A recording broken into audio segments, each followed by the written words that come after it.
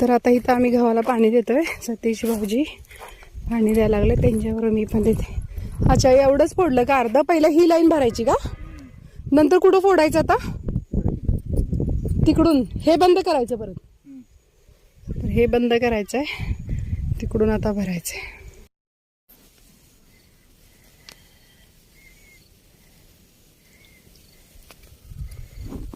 Maharashtra friend, आम्ही उसाला पाणी भरतोय आता. खोपडी तोड साले का. आपलं गव्हाला पाणी भरतोय, ऊसच आला थंड.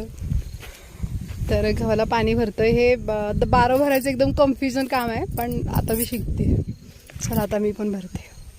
ही गव्हाची मेन हे काय म्हणतात, पाट ना, छोटा दंड.